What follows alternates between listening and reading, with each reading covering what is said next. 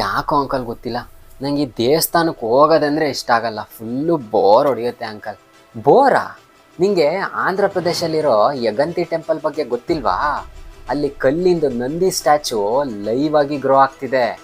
ಥೋ, ಸುಮ್ಮನೆ ಬುರುಡೆ ಬಿಡಬೇಡಿ, ಸುಮ್ಮನಿರಿ ಅಂಕಲ್. ಕಲ್ಲಿ ಯಾವತ್ತಾದರೂ ಗ್ರೋ ಆಗುತ್ತಾ?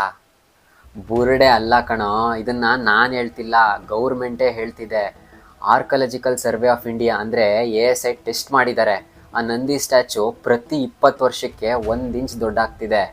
ಮುಂಚೆ ನಂದಿ ಸುತ್ತಮುತ್ತ ಪ್ರದಕ್ಷಿಣೆ ಹಾಕ್ಬೋದಿತ್ತಂತೆ, ಇವಾಗ ದೊಡ್ಡದಾಗಿ ಜಾಗನೇ ಇಲ್ಲ, ಪಿಲ್ಲರ್ಸ್ನ ರಿಮೂವ್ ಮಾಡಿದ್ದಾರೆ. ಏನು, ನಿಜವಾಗ್ಲೂನಾ?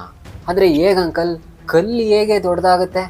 ಅದು ಆರ್ಡಿನರಿ ಸ್ಟೋನ್ ಅಲ್ಲ. ಸೈಂಟಿಸ್ಟ್ ಪ್ರಕಾರ ಆ ಕಲ್ಲು ಸಿಲಿಕಾ ಮತ್ತು ಐರನ್ನಿಂದ ಆಗಿದೆ. ಯಾವಾಗ ಇದು ಗಾಳಿ ಜೊತೆ ರಿಯಾಕ್ಟ್ ಆಗುತ್ತೋ ಅದು ಎಕ್ಸ್ಪ್ಯಾಂಡ್ ಆಗುತ್ತೆ. ಸಿಂಪಲಾಗಿ ಹೇಳಬೇಕು ಅಂದರೆ ಸ್ಪಾಂಜ್ ಇದ್ದ ಥರ. ಸ್ಪಾಂಜು ನೀರು ಕೊಡಿದ್ರೆ ಊದಲ್ವಾ, ಹಂಗೆ. ಆದರೆ ಟ್ವಿಸ್ಟ್ ಏನು ಗೊತ್ತಾ?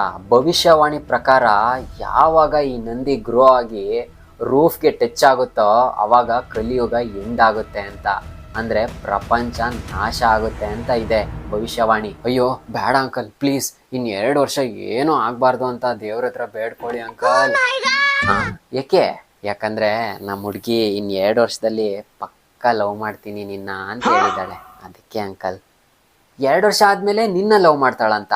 ಅಲ್ಲಿವರೆಗೂ ಅವಳು ಗಂಡ ಇದ್ದಾನಲ್ಲ, ಗಂಡನ್ ಮಾಡ್ತಾಳೆ. ಅಯ್ಯೋ, ನಿನ್ನ ಯಾವುದೋ ಆಂಟಿ ಲವ್ ಮಾಡಿದ್ಯಾ ಅಂಕಲ್?